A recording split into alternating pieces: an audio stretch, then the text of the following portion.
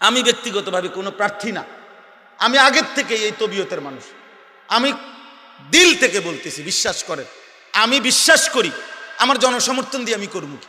আমি তো ভোটে দাঁড়াইছি না, আমি কোনো মার্কার পক্ষে কোনো প্রচারণাও করি না, কোনো সময় না, কোনো সময় না, কোনো মার্কার পক্ষে আপনি আমার প্রচারণা পাবেন না, আমি করি না, আমি এটি বুঝি না। একজনের সব বুঝতে হবে এটা জরুরিও না। তাহলে আমি এত জনসমর্থন তো দরকার নাই আমার। আমি বিশ্বাস করি একজন মানুষকেও আল্লাহর কথা বললে সওয়াব হয়। হয় একজনকে আল্লাহর কথা বললে সওয়াব হয়নি, তো আমার সওয়াব দরকার, আমার নেকি দরকার, আমি সংখ্যা দিয়ে করবো কি? আমার অনেক সময় অনেকে বলে না আমগো মানুষ হুজুর, আরে হ্যাঁ হুজুর ওয়াজ তো করেন আপনারা, হেদায়েত হয় কয়জন? না না, আমার গোনার দায়িত্ব না তো, না এটা আমার দায়িত্ব দেয় নাই, গুনাহ আমাদের দায়িত্ব। আমি যদি আমগুড়ি গনি তো এই ডান কাঁধে বাম কাঁধে ফেরেশতা পড়াবো কি কাম? অমা তো উনা করে রাখলো কেন? হ্যাঁ তো ওনারা না গুনবো, হিসাব করবো কারা? এরা।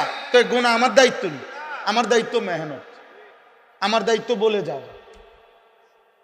এরপরে দ্বিতীয়ত আল্লাহর নবীকে আল্লাহ বলছে, বন্ধু আমনের পিছনের দিকে তাকাবার দরকার নাই, আপনি শুধু বলতে থাকেন, চেষ্টা করতে থাকেন, দাওয়াত দিতে থাকেন।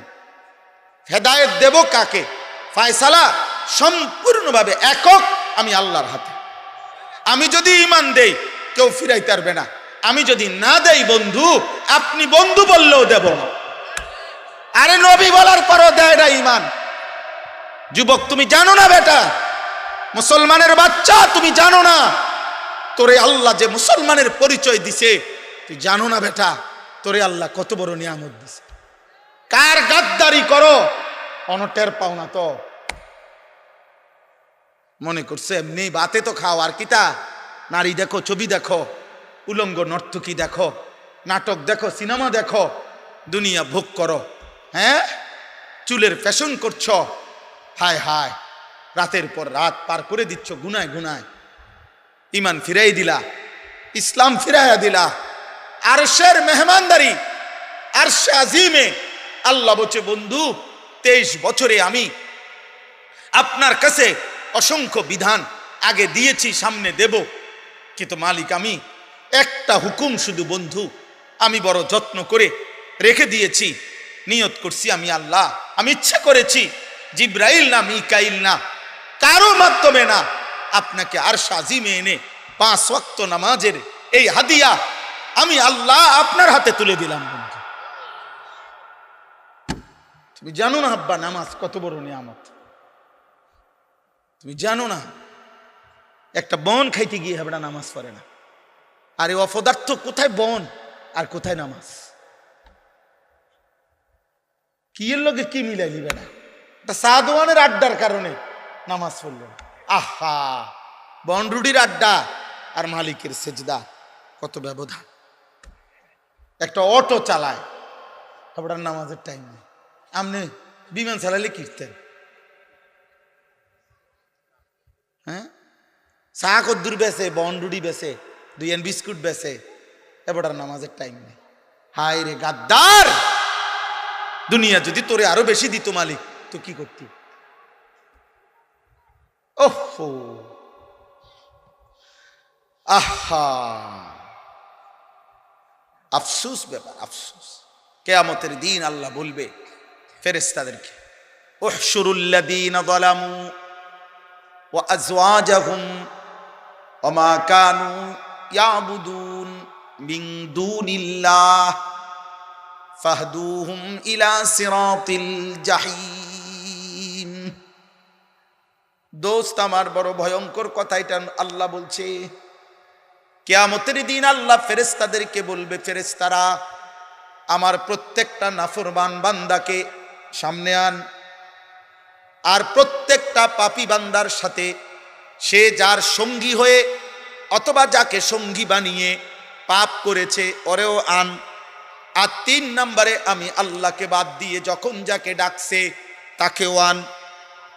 খোদার কসম আল্লাহ বলবেন 3 জনকে একসাথ করো, জালেম পাপীকে একত্র করো, পাপীর সঙ্গীকে একসাথ করো, আমি আল্লাহকে বাদ দিয়ে পাপী যাকে ডাকতো তাকে একসাথ করো। আল্লাহ বলবেন এই তিনজনকে একসাথ করে ফাহদুহুম ইলা সিরাতিল জাহিম, তিনটারেই ধাক্কা দিয়া জাহান্নামের রাস্তায় পাঠায় দাও। মনে রাখো বাপ, যে বন্ধু তোমার উলঙ্গ ছবি দেখাইছে, যে বন্ধু তোমার সুদের আড্ডায় নিয়ে গেছে, কিস্তির আড্ডায় নিয়ে গেছে, নারীর আড্ডায় নিয়ে গেছে, জিনার আড্ডায় নিয়ে গেছে, সঙ্গী নামের, বন্ধু নামের, সহকর্মী নামের, সহপাঠী নামের যেই মানুষ নামের শয়তান তোমারে পাপের রাজ্যে নিয়ে গেছে, সেদিন কিয়ামতের দিন তুমি এবং তাকে একসাথ করা হবে। এবং শুধু সেই দুইজন না, বরং আল্লাহকে বাদ দিয়ে যাকে ডাকতো তাকেও। কোরআনুল কারীমে আল্লাহ বলছে। এজন্য আব্বা, আমি সর্বোচ্চ, আমার ধমক দেওয়া মাকসাদ না, আমি আপনাদের সাথে ঝগড়া করতে আসি নাই, আমি আপনাদের সাথে দ্বন্দ্ব করতে আসি নাই, মনে করাইতে আসছি আপনি ভাত খান, ঘুম যান, আপনি দুনিয়া উপার্জন করেন, কোনো অসুবিধা নাই, রিজিক তো হারাম না, উপার্জন তো হারাম না, চাকরি, ব্যবসা, কৃষি, ক্ষেত খামার, আয় উপার্জনের বৈধ মাধ্যম, এটা তো হারাম না। কিন্তু আল্লাহ ভুলেন কেন? আখিরাত ভুললেন কেন? নামাজ ভুললেন কেন? এক ওয়াক্ত সেজদা দিতে পারলেন না কেন? 60 বছরে, 40 বছরে, 30 বছরে এমন মালিকের কোরআন, এই চোখ যার দেওয়া, তার চোখে তার কালাম দেখে দেখেও পড়তে পারেন না কেন? যার জবান, তার দেওয়া জবানে তার কালাম উচ্চারণ করতে পারেন না কেন? বলে কেন পারেন না? বলে এই আফসোসের কি জবাব দিবেন? এই আফসোসের কি জবাব দিবেন? কিয়ামতের দিন আল্লাহ এই পাপী এবং পাপীর দোসর একসাথ করে এদেরকে বলবেন ওয়াকিফুহুম ইন্নাহুম মাসউলুন, ফেরেশতা এদেরকে দাঁড় করাও, আমি জিজ্ঞেস করব বান্দা, মা লাকুম লা তানাসারুন। সাংঘাতিক কথা আল্লাহ বলবেন সেদিন প্রত্যেক পাপীকে এবং তার পাপের সঙ্গীদেরকে একসাথ করে আল্লাহ বলবেন মা লাকুম লা তানাসারুন, এই নাফরমান, তোর কি হলো? তোরা একজন আরেকজনকে আজ সাহায্য করছো না কেন? দয়া করে মোবাইল হাতে ভিডিও করলে, রেকর্ড করলে মনোযোগ হয় না, কোনো কথা হৃদয়ে ঢোকে না। আল্লাহর কথা যদি দিলে না ঢোকে, উপলব্ধি যদি না হয়, উপদেশ যদি নসিব না হয়, দিল যদি না নড়ে, তো বলার মধ্যে কোনো ফায়দা নেই, শুনবার মধ্যেও কোনো ফায়দা নেই। নিয়ম সর্বস্ব, প্রথা সর্বস্ব, রসুম হিসাবে, রওয়াজ হিসাবে একটি মাহফিল করতে হওয়া, এজন্য করতেছি, এর মধ্যে আহামরি কোনো বিশেষত্ব নেই। কারণ সারা বাংলাদেশে লক্ষ লক্ষ ওয়াজ মাহফিল হয় এই 3-4 মাসে, শীত সিজনে সারা বাংলাদেশ। অল্প কয়েকজন বক্তা, এই গোটা 50-100 জন হইব, তেলে এরা সারাটা বাংলাদেশ চষে বেড়ায়, হাজার হাজার মাহফিল, লাখ লাখ মাহফিল। তাহলে কাজেই একটি মাহফিল করা এটা কোনো আশ্চর্য কিছু না, অবাক কিছু না, বরং বাস্তবতা হলো এই বলার উদ্দেশ্যটি কি, আয়োজনের উদ্দেশ্যটা কি? প্রদর্শন না, মহড়া না, লৌকিকতা নয়, বরং মাকসাদ হইল আল্লাহ তাআলা কোরআনুল কারীমের মধ্যে বারবার বলেছেন লাআল্লাহুম ইয়াতাযাক্কারুন ওয়া লাকাদ ওয়াসালনা লাহুমুল কাওলা লাআল্লাহুম ইয়াতাযাক্কারুন। আমি আল্লাহ আমার কথাগুলো বারবার বলেছি। ওয়াসালনা মানে হলো এক কথা বারংবার বলা। আল্লাহ বলেন আমি আমার কথাগুলো বারবার বলেছি কেন? লাআল্লাহুম ইয়াতাযাক্কারুন, আমার বান্দাগণ যেন উপদেশ গ্রহণ করতে পারে, এটা মাকসাদ, উপদেশ যেন হাসিল হয়। এজন্য আল্লাহ তাআলা একই কথা কোরআনুল কারীমে বারবার বলছে। 3 কথা পুরা কোরআনের বক্তব্য, তাওহীদ, রিসালাত, আখিরাত। কোরআনুল কারীমের প্রত্যেক আয়াতে এই কোনোটার একটা, হয় আল্লাহর প্রতি ঈমান, নয়তো রাসূলের কথার প্রতি ঈমান, নয়তো আখিরাতের প্রতি ঈমান। হয়তো ঈমান শিখাইছে, নয়তো কোনো ইবাদত আমলের কথা বলছে, নয়তো আখিরাতের ভয় দেখাইছে।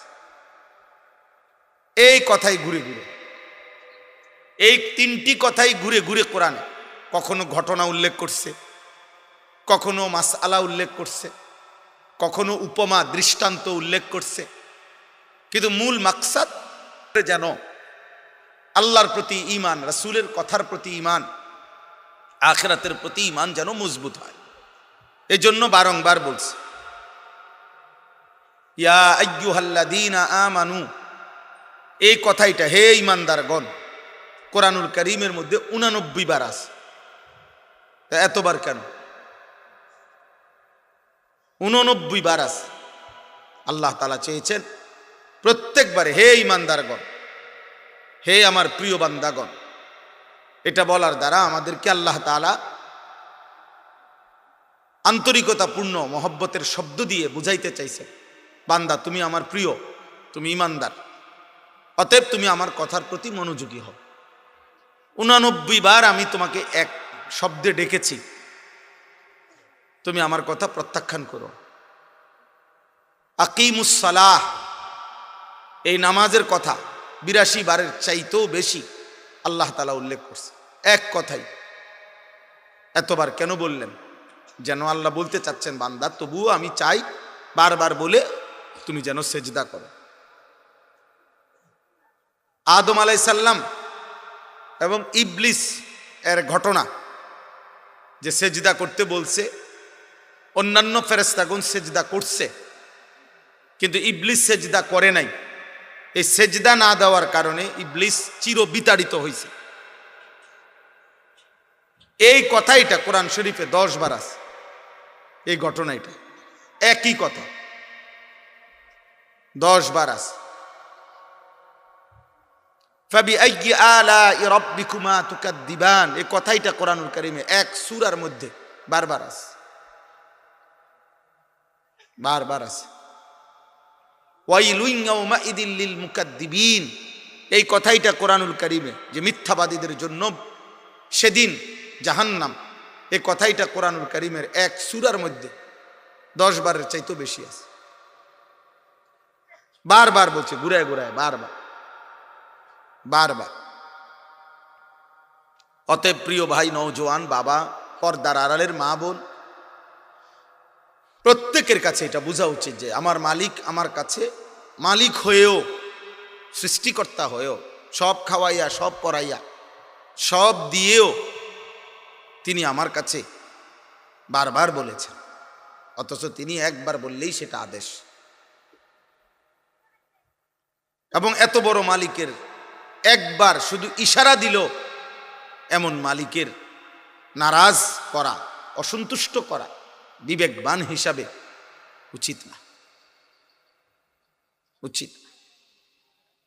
যে আমার প্রতি এত বেশি দয়া করেন, অনুগ্রহ করেন, 24 ঘন্টা এমন মুনিবের অকৃতজ্ঞ, এমন মুনিবের প্রতি এত বড় সৃষ্টি দিয়ে যিনি আমাকে লালন পালন করছেন, তার কথাকে প্রতিনিয়ত প্রত্যাখ্যান করা, তার চাইতে নিকৃষ্ট বেয়াদব আর কেউ হয় না।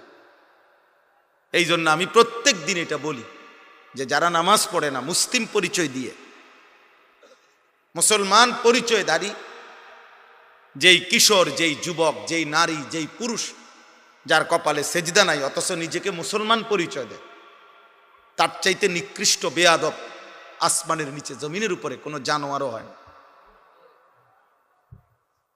এটা কোনো জানোয়ারের আইটেমও পড়ে না, মানুষ তো দূরে থাকে।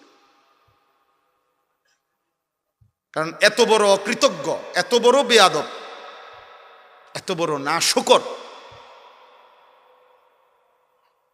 যে এত কিছু দিয়ে 24 ঘন্টা যিনি তাকে লালন পালন করছেন, সে তাকে একটি সেজদাও দেয় না, এ মানুষের কোনো প্রকারে আইটেমের মধ্যে ওরে জানোয়ারও ঘৃণা করে। এজন্য কোনো কোনো বুজুর্গানে দিন বলে বেনামাজিকে কুত্তাও ঘৃণা করে, বেনামাজিকে শুকরও ঘৃণা করে।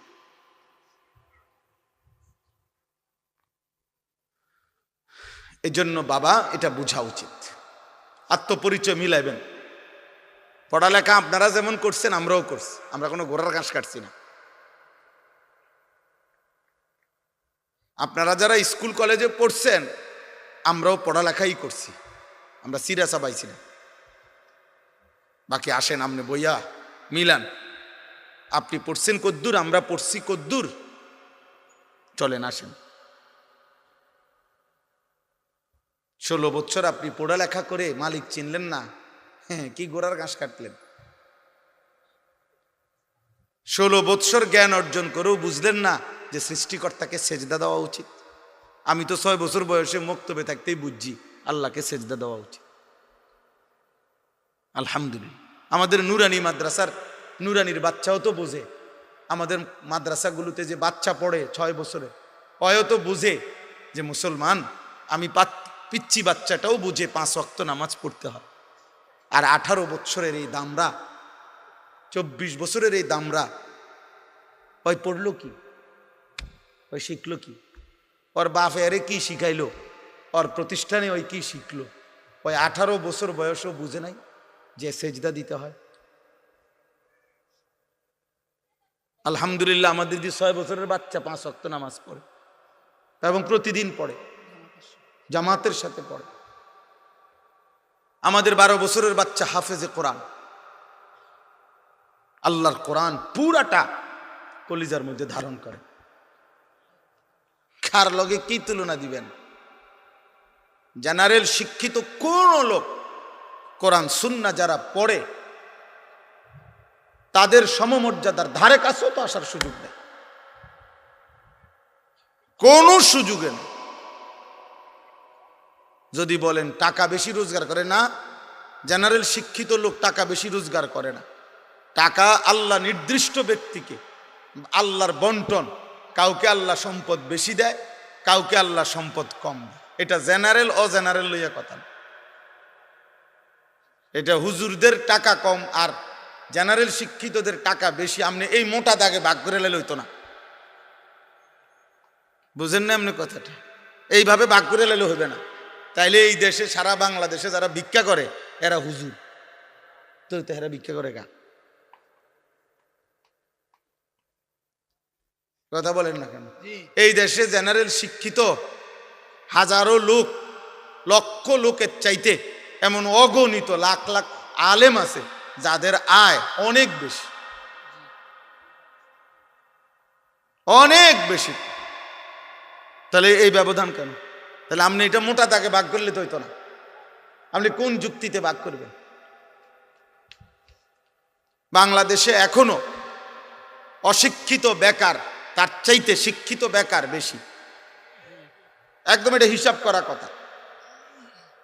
সার্টিফিকেটধারী বেকার বেশি, সার্টিফিকেটধারী চাকরি খুঁজতে খুঁজতে শেষ পর্যন্ত মেয়াদ থাকে না, বয়স থাকে না, এবারে আবার কয় যে আন্দোলন করে আরো 2 বছর বাড়াও, 3 বছর বাড়াও। অথচ উপার্জনই মাকসাদ যদি হয় তাইলে অসংখ্য অশিক্ষিত মানুষ বিপুল পরিমাণ সম্পদ দুনিয়া উপার্জন করছে। এই জন্য ভাই, বন্ধু, ছেলেরা, বাবা, বোঝাপড়া করা উচিত। কেউ কাউকে বোকা ভাবার সুযোগ নেই। আমনেরাও আম করে না, আমরাও আমনে করে না। কারণ আলহামদুলিল্লাহ স্কুলও পড়েন আর মাদ্রাসায় পড়ি, ভাত খাইয়েই বড় হয়েছি আমরা, চিরা খাইয়া না। আমনে যে দূর পৃথিবী চিনেন এদূর আমরাও চিনি। আপনারা যে এটারে টাইলস বলেন, আমরা মাদ্রাসার হুজুর ওইটারে টাইলসে করি, মাড়ি কই না। তাহলে দুনিয়া এটা বোঝাপড়া করা উচিত। শিক্ষার যদি আলাদা কোনো মূল্য থাকে, জ্ঞানের যদি আলাদা কোনো মূল্য থাকে, যে জ্ঞান শুধু খাওয়ার জন্য নয়, জ্ঞান শুধু ভোগ করার জন্য নয়, জ্ঞান শুধু উপার্জনের জন্য নয়, অন্য কিছু, তো সেই অন্য কিছুটা কি? সেই অন্য কিছুটা কি? যে জ্ঞান তোমাকে খোদার 365 দিনে একদিনও ফজরের নামাজ জাগাইলো না, চিনাইলো না, ভোরের আলো তোমারে কোনোদিন দেখলো না, তুমি কি জ্ঞান অর্জন করো? বলো না ভাই। আপনি বা কি শিখাইলেন? ছেলেটাই বা কি শিখল? মেয়েটাই বা কি শিখল? এই জন্য আলহামদুলিল্লাহ হিসাব মিলাবেন। জেনারেল পড়ালেখা আমরাও পড়ছি, আপনারাও পড়েন, আমরাও পড়ছি আলহামদুলিল্লাহ। আমি কুমিল্লা ভিক্টোরিয়া কলেজ থেকে মাস্টার্স পাস করছি, বিজ্ঞান বিভাগ থেকে এসএসসি পাস করছি, সায়েন্স থেকে দাখিল। কাজেই বুঝাপড়া আছে আমার, বুঝা শুনেই কইতেছি, বুঝাপড়া নিয়েই কইলাম। আপনি কোনো মাদ্রাসাকে এতিমখানা ভাববেন না। মাদ্রাসা এতিমখানা না, মাদ্রাসা এতিম বাচ্চা পড়ে। মাদ্রাসা এতিমের আশ্রয়স্থল, এটা এতিমখানা না। মাদ্রাসা মুসাফির খানা না, মাদ্রাসা কায়নাতের সর্বশ্রেষ্ঠ শিক্ষা যেটা কোরআন এবং সুন্নাহ, ওইটা পড়ার ঘর।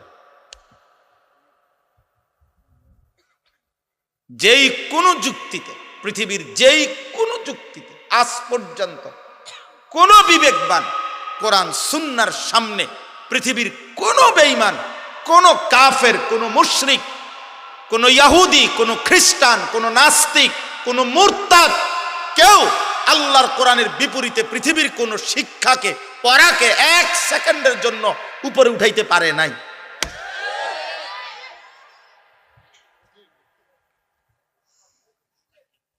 মেশিনের পর মেশিন বানাইলে এটা অনেক কিছু, না না, এটা মেশিনে না। আপনি এটা রেখে আশ্চর্য কিছু মনে করে লাইছেন, এটা মেশিনে না। তো মেশিনে আশ্চর্য কি? এটা দ্রুত চলে, তো কি চলে? দ্রুত চলে, বুঝেন না? এটা তো প্রযুক্তির আধুনিকতা। মানে কি? এটা তো অনেক কিছু কি আছে। মনে করেন এটা এখন 3G ছিল, ওটা 4G হয়েছে, তো কি হয়েছে? 4G এখন 5G হয়েছে, মানে আর একটু গতি বাড়ছে। আরে তো এতে কি হয়েছে? আশ্চর্য হয়ে গেল অনেক কিছু আল্লাহর কোরআনের সামনে, রাসূলুল্লাহ সাল্লাল্লাহু আলাইহি সাল্লামের হাদিসের সামনে। বুঝেন নাই কথাটা? চিকিৎসার আধুনিক সংস্করণ আসছে, মনে করেন মেশিনের আধুনিক সংস্করণ আসছে, এখন আরো খুব দ্রুত রোগ নির্ণয় হয়। তো কি হয়েছে এতে? এটা রোগ না নির্ণয়? পেট ব্যথা, মাথা ব্যথা ঠিক করে এটা, আরে এ তো এটা নির্ণয় করে। এটা কোরআনের সামনে বড় হয়ে গেল কেমনে? বলেন বলেন। এই জন্য একটা একটা বাবা ভাই বুঝতে হবে, এটা মুসলমান হীনমন্যতায় ভুগলে এটা বড় কাপুরুষতা, দুর্ভাগ্য। বেঈমান অব্যাহত প্রচারণা দিয়ে 190 বছরের লাগাতার ব্রিটিশ এই ইংরেজ লাল বেনিয়ারা বণিকের ছদ্মাবরণে, ব্যবসার ছদ্মাবরণে এসে যখন আমাদের এই উপমহাদেশে রাষ্ট্র ক্ষমতা দখল করেছে, ইস্ট ইন্ডিয়া কোম্পানির ছদ্মনামে 190 বছর আমাদের উপরে যখন জুলুম করেছে, এই জালেমরা 190 বছরে আমাদেরকে একটা দৃশ্যমান, আমাদের মুসলমানের মধ্যে একটা দৃশ্যমান দেওয়াল উঠাই দিয়ে গেছে। সেটা হলো আমরা একদল হয়ে গেলাম হুজুর, আরেক দল হয়ে গেলাম জেনারেল শিক্ষিত। আমরা মেনে নিছি যে মুসলমানের মধ্যে 2 গ্রুপ হইতে পারে, এক গ্রুপের কোরআন শরীফ শুদ্ধ হবে, আরেক গ্রুপের অশুদ্ধ হইলেও চলবে। এক গ্রুপ আল্লাহর কোরআন পড়তে পারবে, আরেক গ্রুপ না হইলেও চলবে। এক গ্রুপ আল্লাহ বিল্লাহ করবে, ওযু, নামাজ, সূরা, কেরাত, হালাল হারাম, পাক নাফাক এগুলা ঠিক রাখবে। আরেক গ্রুপ জেনারেল শিক্ষার সুবাদে এগুলো ঠিক না রাখলেও চলবে। এই যে দেওয়াল, এই যে বিভেদ, আল্লাহর কসম রাসূলুল্লাহ সাল্লাল্লাহু আলাইহি সাল্লাম 1450 বছর আগে ইসলাম এই বিভেদ করে নাই। ইসলামের সবক তো ছিল মুসলিম যে পরিচয় দেয় শতভাগ 100 জন আল্লাহর কোরআন পড়তে পারবে, রাসূলের হাদিস পড়তে পারবে, কোরআন সুন্নাহ মতে জীবন চালাবে, এটা প্রত্যেকের জন্যই আবশ্যক ছিল, এটাই ছিল নিয়ম। কিন্তু বেঈমান মাঝখান দিয়ে আয়া আমাদের 2 ভাগ করে দিয়েছিল। আজ আপনারা বলেন আমরা হুজুর, আর আমরা বলি আমনে করে জেনারেল শিক্ষিত, মানে আমরা 2 ভাগ হয়ে গেলাম। অথচ এই দুই ভাগ হওয়ার কথা ছিল না। মুসলমান সে তার আল্লাহর কোরআনও পড়বে, সে দুনিয়ার প্রয়োজনও শিখবে। নবীজি সাল্লাল্লাহু আলাইহি ওয়াসাল্লাম মক্কা বিজয়ের পরে তায়েফের যুদ্ধ করার আগে যুদ্ধের ময়দানে সাহাবাদের দুইজন সাহাবীকে তিনি দূরবর্তী অঞ্চলে পাঠাইছেন, যে তখন যুদ্ধের একটি আধুনিক ওই সময়কার যে এখন যেটাকে দূর পাল্লার ক্ষেপণাস্ত্র বলে, ওই সময় ওইটা শিখবার জন্য যে পাথর মেশিনের মাধ্যমে একটু দূরে ছুঁড়ে মারা যায়, এইটা শিখাইবার জন্য নবী সাল্লাল্লাহু আলাইহি সাল্লাম দুইজন সাহাবীকে পাঠাইছেন যে তোমরা দুইজন গিয়া ওইটা শিখে আসো। তাহলে এই যে দুইজন সাহাবী এই দূর পাল্লার এই ক্ষেপণাস্ত্র শিখতে গেছে, ওনারা কোরআন শরীফ শুদ্ধ পড়তে পারতেন না। কথা বলেন না কেন? ওনারা 5 ওয়াক্ত নামাজ পড়তেন না। তাইলে রাসূলুল্লাহ সাল্লাল্লাহু আলাইহি সাল্লাম বলছেন উতলুবুর রিজকা মিন খাজায়াল আরদ, জমিনের তলদেশ থেকে, জমিনের নিচে তোমাদের রিজিক আছে, তোমরা সেটা তালাশ করো, খুঁজো, বের করো। তাহলে এই যে খনিজ সম্পদ আহরণ, এটার জন্য নবী আদেশ করছেন। তাহলে নবীজি আদেশ করছেন যাদেরকে যে মাটির তলদেশ থেকে তোমরা রিজিক অন্বেষণ করো, এই কথার অর্থ হইল তোমরা যারা খনিজ সম্পদ আহরণ করবে তোমাদের নামাজ পড়তে হবে না, তোমাদের কোরআন শরীফ অশুদ্ধ হইলেও চলবে। তাইলে আপনারা এটা ভাবলেন কেমনে যে আপনি স্কুলে পড়লে কোরআন শরীফ অশুদ্ধ হইলে চলবে? আপনারা এটা মেনে নিলেন কেন? যুবক ভাই, তোমরা এটা মেনে নিলা কেন? তোমার বিবেককে তুমি প্রশ্ন করো। স্কুলে পড়া তো অপরাধ কেউ বলে নাই। বাংলা, অঙ্ক, ইংরেজি, পদার্থ, জীববিজ্ঞান অপরাধ তো কেউ বলে নাই, পাপ তো বলে নাই কেউ, গুনাহ বলে নাই। কিন্তু মালিক ভুললা কেন? 2 রাকাত নামাজ সুন্দরভাবে পড়তে পারো না কেন? অজুর ফরজ, গোসলের ফরজ সুন্নাত মোতাবেক করতে পারো না কেন? আত্তাহিয়াতু, দুরূদ শরীফ, দোয়ায়ে মাসুরা, দোয়ায়ে কুনুত হুজুরদের মতো শুদ্ধ পড়তে পারবে না কেন? বাবার মৃত্যুতে, মায়ের মৃত্যুতে, আপনজনের মৃত্যুতে জানাজার দোয়া আল্লাহুম্মা গফির লি হাইয়িনা ওয়া মাইয়িতিনা, এই দোয়া পড়তে পারবেন না কেন? এই দোয়ার যেই ফজিলত, আল্লাহর কসম সারা পৃথিবীর 1 কোটি মৌলবী, কাবা শরীফের ইমাম, মসজিদে নববীর ইমাম, সবাই যদি দাঁড়াইয়া আলগা মুনাজাত করে, এরকম 1 কোটি হুজুরে মুনাজাত করা, তার চাইতে আমার রসুলের জবান দিয়া মৃত ব্যক্তির জন্য যে দোয়াটা উচ্চারিত হয়েছে, এইটার দাম কোটি কোটি গুণ বেশি উঠবে বেটা। কারণ এটা নবীজি পড়ছে, আল্লাহুম্মা গফির লি হাইয়িনা ওয়া মাইয়িতিনা ওয়া শাহিদিনা ওয়া গায়িবিনা, এটার দাম বেশি, এটার দাম বেশি। এর বিপরীতে কাবা শরীফের ইমাম সাহেব দোয়া করলো নিচে।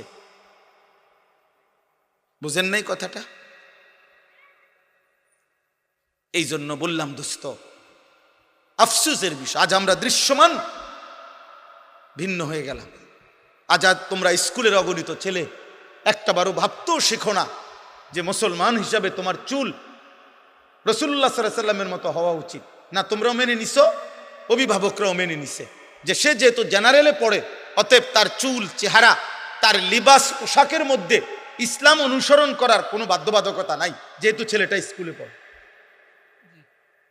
আমরা এটা মেনে নিলাম কেন? আমরা এটা মেনে নিলাম কেন? মা বাবা মেনে নিছে, এই জন্য ওনারা প্রত্যেক দিন দেখে যে ছেলেটার চুল মুশরিকের মতো, বেঈমানের মতো। কোনো ইহুদি খেলোয়াড়, কোনো খ্রিস্টান খেলোয়াড়, কোনো মুরতাদ, কোনো ব্যভিচারী, প্রত্যেকটি এই বেটা ছেলে বেটা, প্রত্যেকটা খেলোয়াড় যেগুলো আন্তর্জাতিক নামের খেলোয়াড়, এই ইউরোপীয় বলেন আর যেখানকারে বলেন, যারা আমাদের তোমাদের যুবকদের কাছে অনুসরণীয় খেলোয়াড় মনে করো, যারা প্রত্যেকটা যতবার ক্যামেরার সামনে আসে, যতবার কোনো পুরস্কার হোক যেটাই হোক নিতে আসে, তুমি তাকাইলে দেখবা তার সাথে আরেকটা নারী, একটা মহিলা, একটা মেয়ে মহিলা আছে, ওইটাকে সে পরিচয় দিবে এটা তার গার্লফ্রেন্ড। তো জিনা যাদের কাছে বিবাহ বহির্ভূত এরকম মেলামেশা যাদের কাছে বৈধ, তারা এই পৃথিবীতে কোনো জানোয়ারের আদর্শ হইতে পারে না বেটা। মানুষ তো দূরে থাকবে না, কোন চতুষ্পদ জন্তুর মডেলও হইতে পারে না এটা।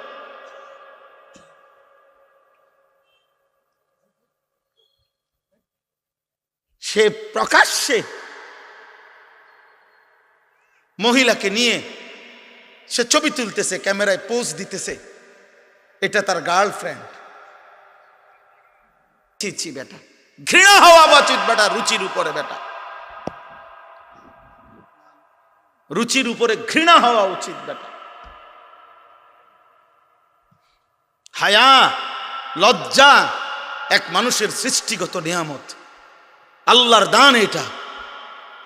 যার হায়া ছিনিয়ে নেয়, যার লজ্জা ভেঙ্গে যায়, আল্লাহ রসুল বলছে ফাসনা মা শিতা, এবার তোমার আচরণ জানোয়ারের মতো, যা মন চায় তাই কর, যা বেটা। তোর যেহেতু লজ্জা নাই, তুই খারাইয়া মুতলে কি আর বইয়া মুতলে কি, তুই রাস্তার ধারে মুতলে কি আর মানুষের চোখের সামনে মুতলে কি। পাশে দিয়া মানুষ যাইতেছে, মহিলা যাইতেছে, পুরুষ যাইতেছে, সিএনজি যাইতেছে, ও এখানে বসে পেশাব করতেছে, ধরেন তার কত বড় নিকৃষ্ট রুচি। কি তারে পড়াইলো, কে কি পড়লোতে, এই বাচ্চাটা কি পড়লো, ছি ছি ছি ছি ছি ছি বেটা, থো বেটা, ওই বিবেকের উপরে ছি বেটা।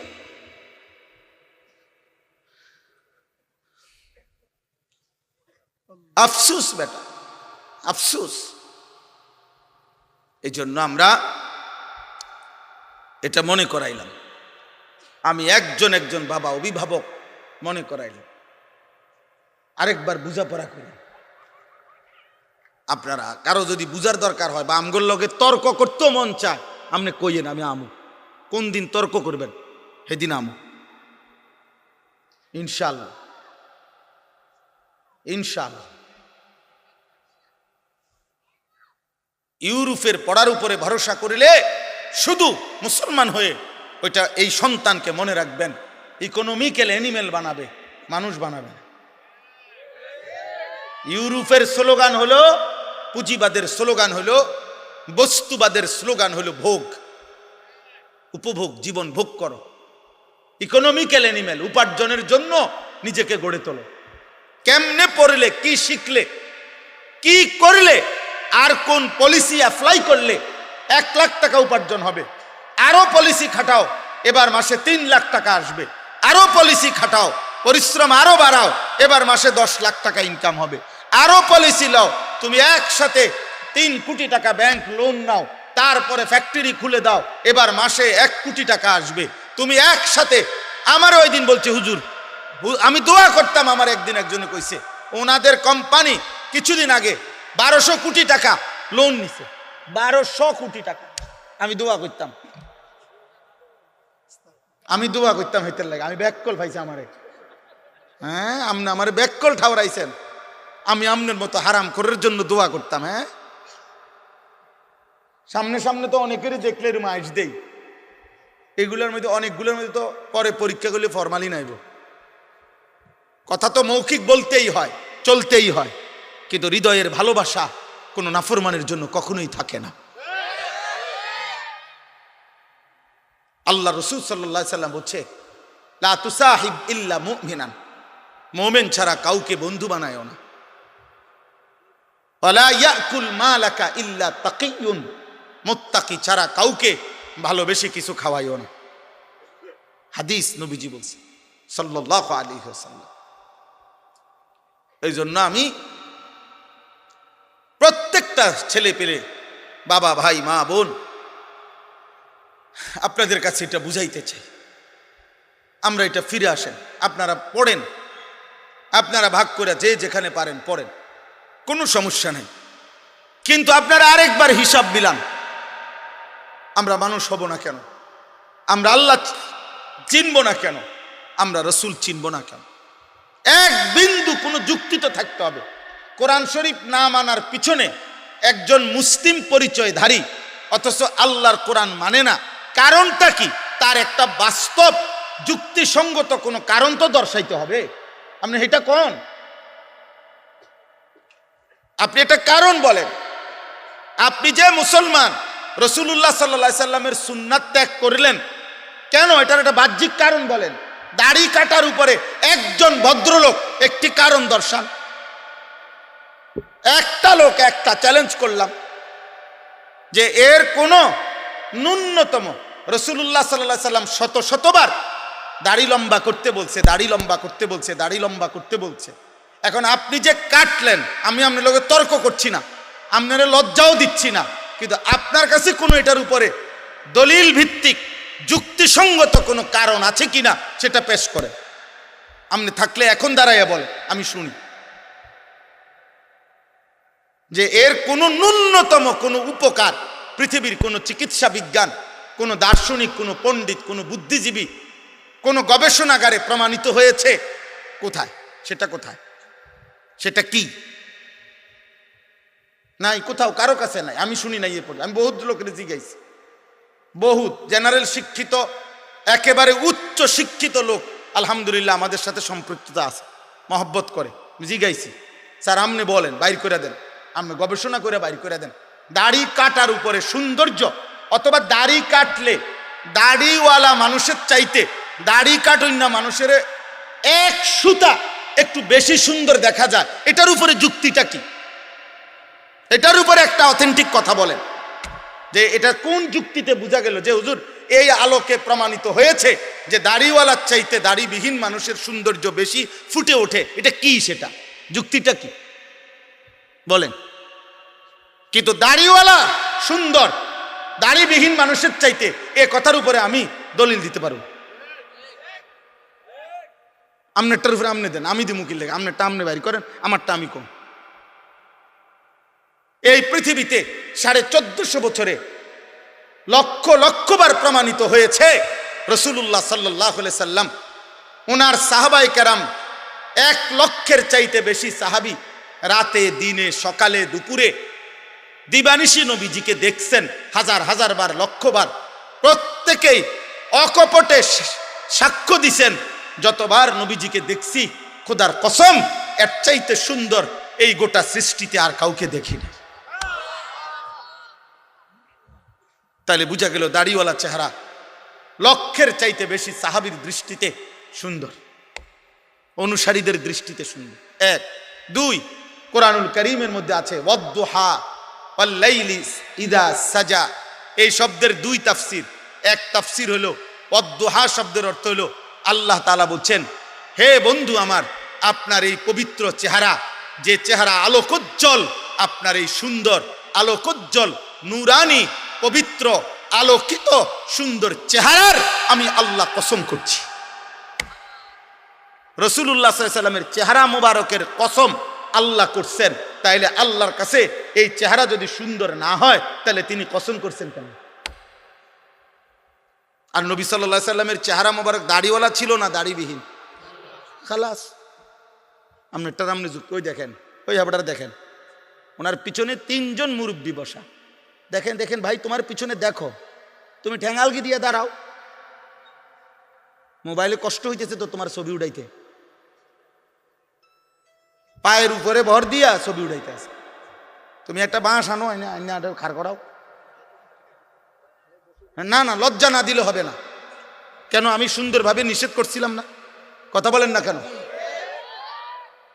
আমি কি মহব্বতের সাথে বলছিলাম কি না? বল তাহলে বলে না হুজুর আমি আপনার কথা মানতাম না, তো চলে গেলে ভালো।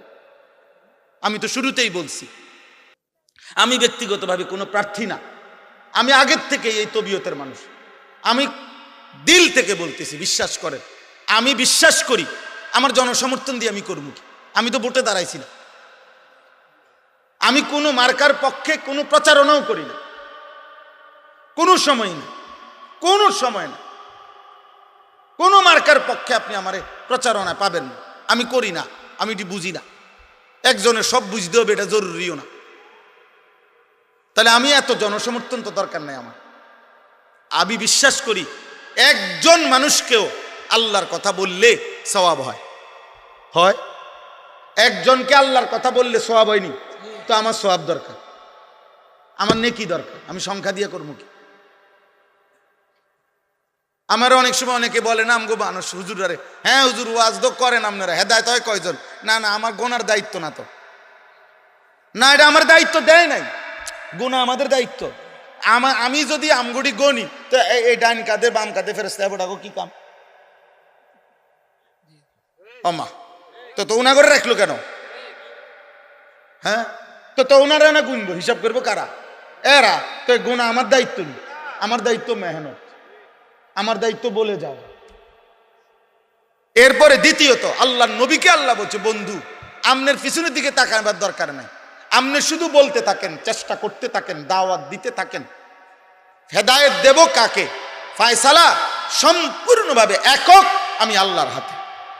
আমি যদি ঈমান দেই কেউ ফিরাইতে পারবে না, আমি যদি না দেই বন্ধু, আপনি বন্ধু বললেও দেব না। আরে নবী বলার পরও দেয় না ঈমান। যুবক তুমি জানো না বেটা, মুসলমানের বাচ্চা তুমি জানো না তোরে আল্লাহ যে মুসলমানের পরিচয় দিছে, তুই জানো না বেটা তোরে আল্লাহ কত বড় নিয়ামত দিছে। কার গাদ্দারি করো অনটের পাও না তো, মনে করছে এমনি বাতে তো খাও আর কিতা? নারী দেখো, ছবি দেখো, উলঙ্গ নর্তকী দেখো, নাটক দেখো, সিনেমা দেখো, দুনিয়া ভোগ করো। হ্যাঁ চুলের ফ্যাশন করছ, হায় হায় রাতের পর রাত পার করে দিচ্ছ গুনায় গুনায়। ইমান ফিরাই দিলা, ইসলাম ফিরাইয়া দিলা। আরশের মেহমানদারি, আরশে আজিমে আল্লাহ বলছে বন্ধু 23 বছরে আমি আপনার কাছে অসংখ্য বিধান আগে দিয়েছি, সামনে দেব, কিন্তু মালিক আমি একটা হুকুম শুধু বন্ধু আমি বড় যত্ন করে রেখে দিয়েছি। নিয়ত করছি আমি আল্লাহ, আমি ইচ্ছা করেছি জিব্রাইল না মিকাইল না কারো মাধ্যমে না, আপনাকে আরশ আজিমে এনে 5 ওয়াক্ত নামাজের এই হাদিয়া আমি আল্লাহ আপনার হাতে তুলে দিলাম। বন্ধু তুমি জানো না আব্বা নামাজ কত বড় নিয়ামত? তুমি জানো না একটা বন খাইতে গিয়ে হেবড়া নামাজ পড়ে না, আর এই অপদার্থ কোথায় বন আর কোথায় নামাজ? কি এর লগে কি মিলাই নিবে না? একটা সাদওয়ানের আড্ডার কারণে নামাজ পড়ল না। আহা, বনরুডির আড্ডা আর মালিকের সেজদা কত ব্যবধান। একটা অটো চালায় হেবড়ার নামাজের টাইম নেই। আপনি বিমান চালালে কিরতেন? হ্যাঁ চা কদ্দুর বেছে, বনরুডি বেছে, 2 বিস্কুট বেছে, এবার নামাজের টাইম নেই। হায় রে গাদ্দার, দুনিয়া যদি তোরে আরো বেশি দিত মালিক তো কি করতি? ওহো আহা, আফসোস ব্যাপার, আফসোস। কিয়ামতের দিন আল্লাহ বলবে ফেরেশতাদেরকে উহশুরুল্লাযীনা যালামু ওয়া আযওয়াজাহুম ওয়া মা কানু ইয়াবুদুন মিন দুনিল্লাহ ফাহদুহুম ইলা সিরাতিল জাহিম। দোস্ত আমার বড় ভয়ঙ্কর কথা এটা আল্লাহ বলছে। কিয়ামতের দিন আল্লাহ ফেরেশতাদেরকে বলবে, ফেরেশতারা আমার প্রত্যেকটা নাফরমান বান্দাকে সামনে আন, আর প্রত্যেকটা পাপী বান্দার সাথে সে যার সঙ্গী হয়ে অথবা যাকে সঙ্গী বানিয়ে পাপ করেছে ওরেও আন। আর 3 নম্বরে আমি আল্লাহকে বাদ দিয়ে যখন যাকে ডাকছে তাকেও আন। খোদার কসম আল্লাহ বলবেন তিন জনকে একসাথ করো, জালেম পাপীকে একত্র করো, পাপীর সঙ্গীকে একসাথ করো, আমি আল্লাহকে বাদ দিয়ে পাপী যাকে ডাকতো তাকে একসাথ করো। আল্লাহ বলবেন এই 3 জনকে একসাথ করে ফাহদুহুম ইলা সিরাতিল জাহিম, 3টারেই ধাক্কা দিয়া জাহান্নামের রাস্তায় পাঠায় দাও। মনে রাখো বাপ, যে বন্ধু তোমারে উলঙ্গ ছবি দেখাইছে, যে বন্ধু তোমারে সুদের আড্ডায় নিয়ে গেছে, কিস্তির আড্ডায় নিয়ে গেছে, নারীর আড্ডায় নিয়ে গেছে, জিনার আড্ডায় নিয়ে গেছে, সঙ্গী নামের, বন্ধু নামের, সহকর্মী নামের, সহপাঠী নামের যেই মানুষ নামের শয়তান তোমারে পাপের রাজ্যে নিয়ে গেছে, সেদিন কিয়ামতের দিন তুমি এবং তাকে একসাথ করা। এবং শুধু সেই দুইজন না, বরং আল্লাহকে বাদ দিয়ে যাকে ডাকতো তাকেও।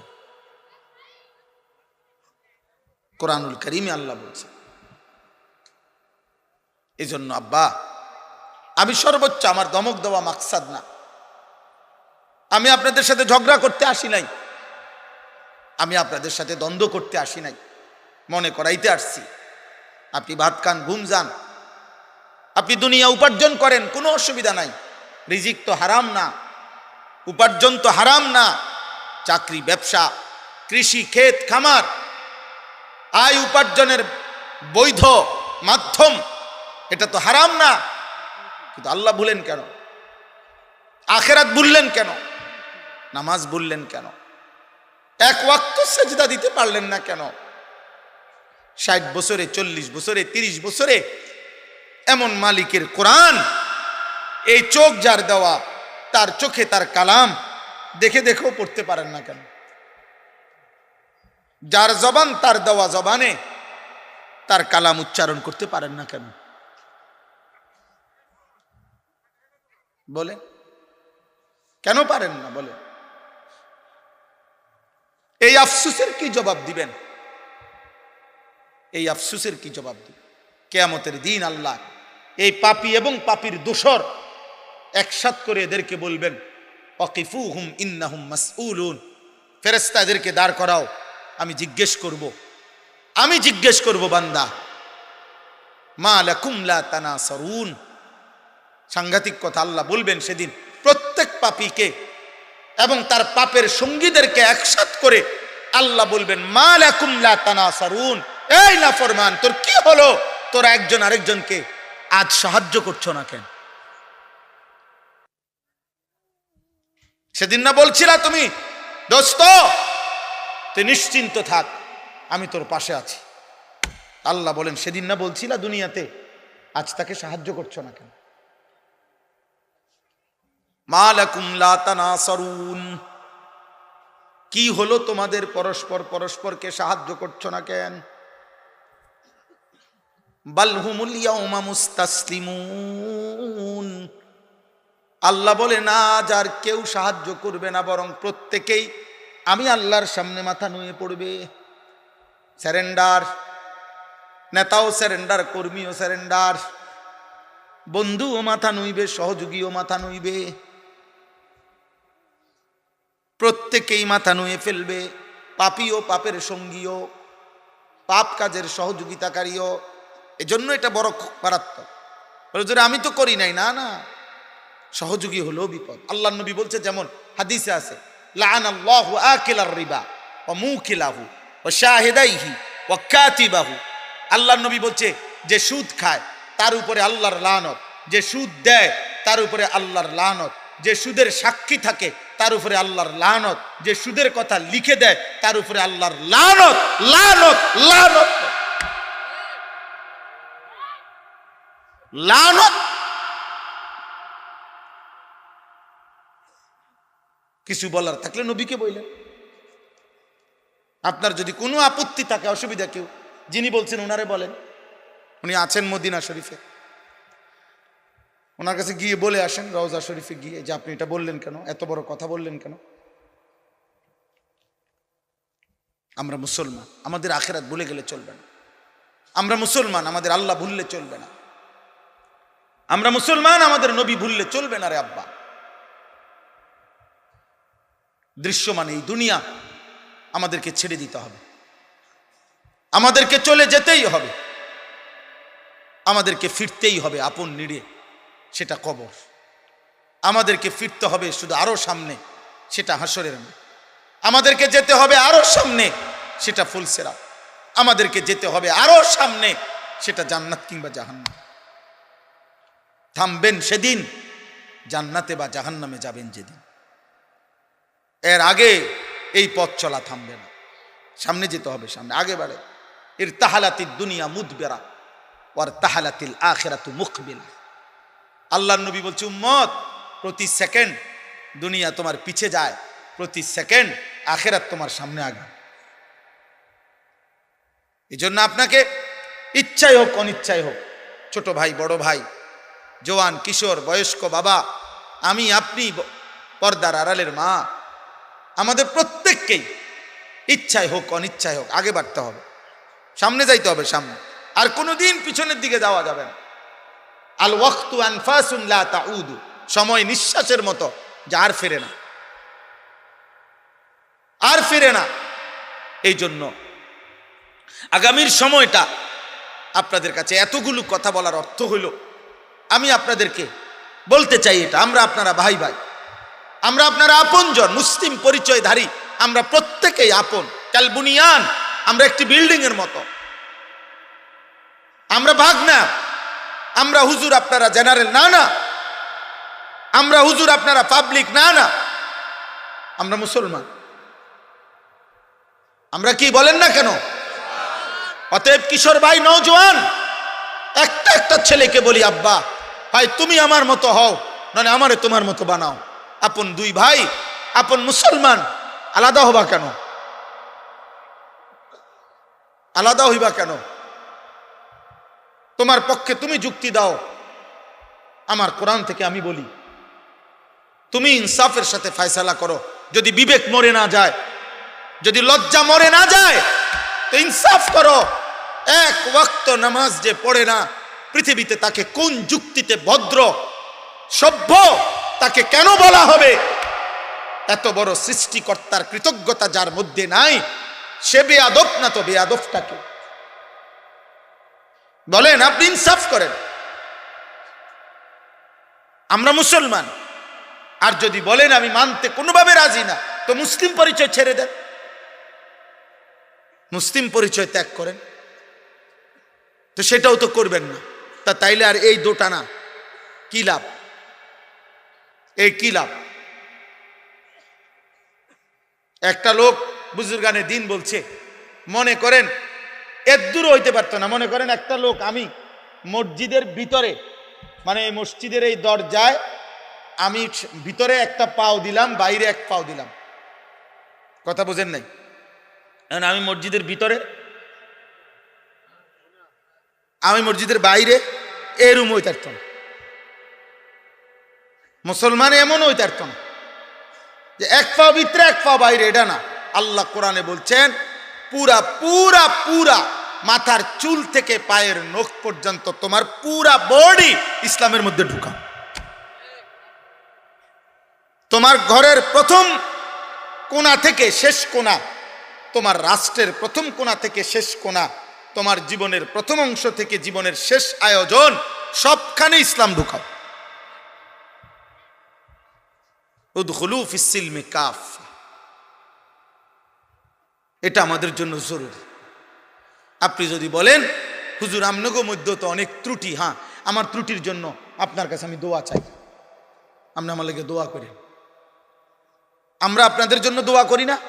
তো আমাদের ত্রুটি দেখলে আমার লেগে দোয়া করবেন।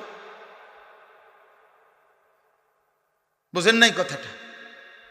কিন্তু আপনি যখন দেখছেন আমি আগুনে পুড়ে গেছি, তো এই কারণে আপনি ইচ্ছা করে আগুনে পুড়ে যাবেন, তো তাইলে এই জন্য আমরা প্রত্যেকের এটা, আল্লাহ নবী সাল্লাল্লাহু আলাইহি সাল্লাম বলছেন আল মুমিনু মিরআতুল মুমিন, এক মুমিন আরেক মুমিনের আয়না। আয়না আয়না আয়নায় দাঁড়াইলে যেমন চেহারার দাগ চিহ্ন স্পট বোঝা যায়, এক মুমিন আরেক মুমিনের সামনে দাঁড়াইলে ওই মুমিনের জন্য তার কল্যাণকামিতা ফুটে ওঠে, তার ক্ষতি, তার গুনাহ, তার নাফরমানি জীবন দেখলে তার কলিজায় ব্যথা ওঠে, তার কলিজায়। আল্লাহ নবী সাল্লাল্লাহু আলাইহি সাল্লাম হাদিসের মধ্যে আছে ওয়া আনা আখিযুন বিহুজাজিকুম, নবীজি বলছে উম্মত আমি চেয়েছি গত 23 বছরে তোমার ঘরে জাহান্নাম থেকে বাঁচাইতে, কেমনে চাইছি, মানে আমার অস্থিরতাটা কেমন ছিল। নবীজি বলছেন মনে করেন এই হাত আওলাদ ভাইয়ের, তো আমি ওনার হাত ধরে বললাম ভাই আপনি ফিরেন, আল্লাহর দিকে আসেন, গুনাহ থেকে বাঁচেন, জাহান্নামের আগুন থেকে বাঁচেন। উনি আমার হাত থেকে টাইনা খুলে ফেললো, আচ্ছা ঠিক আছে এটা সম্ভব। এবার আমি ওনার কাঁধে হাত দিয়ে বললাম না ভাই আপনি এই ভুল করেন না ভাই, এটা গুনাহ, এটা পাপ, আপনি জাহান্নামের রাস্তা থেকে ফিরেন। উনি মনে করেন আমার হাত টান দিয়া কাঁধের থেকেও ফেলে দিছে। এইবার আমি, আমার যেহেতু দিলের মধ্যে পেরেশানি, যে আমি উনারে বাঁচাইতেই হবে জাহান্নাম থেকে। এবার আমি উনার কোমরের মধ্যে জড়াইয়া ধইরা, কোমরের মধ্যে এরকম জড়াইয়া ধইরা বললাম, না রে ভাই, তুমি আমারে গুসাও আর কিলাও, যাই করো, আমি তোমারে জাহান্নামের আগুনের দিকে যাইতে দেব না, আমি তোমাকে ফেরাইতেই চাই। এই কোমরে জড়াইয়া ধরলে এই বাঁধন খোলা কঠিন না? কথা বলেন না কেন? আল্লাহর কসম, নবীজির হাদিসের অর্থ এটা। তিনি বলছেন, উম্মত, আমি চেয়েছি আমার একটা একটা উম্মতকে কোমরে জড়াইয়া ধরে হলেও জাহান্নামের আগুন থেকে বাঁচা।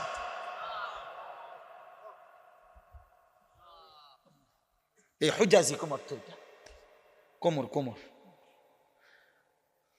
কোমর থেকে ছুটবা কেন? আবু জেহেলকে নবী সাল্লাল্লাহু আলাইহি সাল্লাম তারিখে ইবনে খাল্লিকানের মধ্যে আছে 4000 বার নবী শুধু আবু জেহেলকে কালেমার দাওয়াত দিয়েছে। 4000 বার, জি জি 4000, 4000। কি পরিমাণ চেষ্টা করছে। 950 বছর নূহ আলাইহিস সালাম মানুষকে জাহান্নাম থেকে ফিরাইতে চাইছে। 950 বছর, 950 বছরে হাজার হাজার বার, লক্ষবার উনাকে পাথর মাইরা রক্তাক্ত করে বেহুশ কইরা, আমরা তাফসিরে পড়ছি, নূহ আলাইহিস সালামকে ধইরা কাফের গুলা ওনার বেহুশ শরীর, রক্ত মাখা শরীরটা নিয়া ডাস্টবিনের ময়লার মধ্যে ফেলে দিয়ে আসতেন, ছুঁড়ে মারতেন। নূহ আলাইহিস সালাম হুঁশ আসলেই রক্ত মাখা চেহারা মুছেই নূহ আলাইহিস সালাম বলতেন, আল্লাহ, আমি আমার কওমের কাছে আবার যাব, আপনি মাফ করে দেন, আযাব দিয়েন না, আমি আবার বলব। 950 বছর পরে আল্লাহ জানাইছে আর ইমানদার হবে না কেউ। কিন্তু যেদিন তুফান শুরু হয়েছে, নূহ আলাইহিস সালাম, এই কোরআনে আছে রে আব্বা, সূরা হুদের মধ্যে, সেই দিনও যেদিন আল্লাহ বলছে নূহ আর ইমানদার হবে না কেউ, আন্নাহু লা ইউমিনা ইল্লা মান কাদ আমানা, আর কেউ ইমান আনবে না। কিন্তু নূহ আলাইহিস সালামের কলিজার ব্যথা, সেদিনও যেদিন তুফান শুরু হয়ে গেছে, ওয়াফারাত তান্নুর, চুলার থেকে পানি উঠে গেছে, চারিদিকে পানি শুরু হয়ে গেছে, আল্লাহর কসম সেদিনও নূহ আলাইহিস সালাম আসমানওয়ালা মালিকের কাছে বলছে, আল্লাহর সামনে বলছে, নিজের ছেলেটাকে কেনানকে ডাক দিয়া বলছে, আব্বা, আমি, হে আমার সন্তান, আজ 950 বছর আমি বলে গেছি রে বাপ, 950 বছরের এক পিতা আমি, ক্লান্ত শ্রান্ত, আমার মালিক বলে দিয়েছে আর ইমান দিবে না, তবুও আমি শেষবারের মতো আর কোনো দিন বলবো না, আর কোনো দিন পৃথিবীতে কাউকে ডাকবো না রে আব্বা, এই শেষবারের মতো তুমি সন্তান, তোমাকে বলছি আব্বা, ইয়া বুনাইয়ার কাম মা'ানা ওয়ালা তাকুম মা'আল কাফিরিন, হে আমার সন্তান, ইমানদারদের সঙ্গী হও, কাফেরদের সঙ্গী হইও না।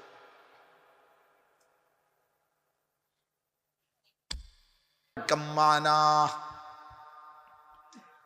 ওয়ালা তাকুম মা'আল কাফিরিন। নূহ আলাইহিস সালাম বলছে, পুত, ইমানদারদের সঙ্গী হও, কাফেরদের সঙ্গী হইও না। ইব্রাহিম আলাইহিস সালাম ওনার আব্বাকে হাজার হাজার বার বলছে, ইয়া আবাতি, ইয়া আবাতি, ইয়া আবাতি, হে আমার আব্বা, ইমান আনেন আব্বা, ইমান আনেন। আব্বা কালিমা পড়েন, আল্লাহকে মানেন। ইয়া আবাতি লা তা'বুদিশ শাইতান, হে আমার পিতা, আপনি শয়তানের গোলামি কইরেন না। ইয়া আবাতি ইন্নী আখাফু আন ইয়ামাসসাকা আযাবুম মিনার রাহমান, হে আমার আব্বা, ঈমান ছাড়া যদি কবরে যান, আমার আল্লাহর আযাব আপনাকে ঘিরে ফেলবে। এইভাবে বলছে। এক পিতা তার বাপকে জাহান্নাম থেকে বাঁচাইতে চাইছে, এক বাপ তার ছেলেকে জাহান্নাম থেকে বাঁচাইতে চাইছে। বারবার বলেছে, বারবার বারবার বারবার বারবার, আপনি মুসলমান বাপ হয়ে ছেলেটা এক ওয়াক্ত নামাজ পড়েন, আপনি কেমনে মেনে নিলেন? আপনি মুসলমান স্বামী হয়ে আপনার স্ত্রী একদিনও পর্দা করে না, হায় মুসলমান স্বামী, আপনি কেমনে মেনে নিলেন? আপনি মুসলমান অভিভাবক হয়ে আপনার ঘরে প্রতিদিন রঙিন টেলিভিশনে নর্তকী নাচে, আপনি ইমানদার কেমনে মেনে নিলেন?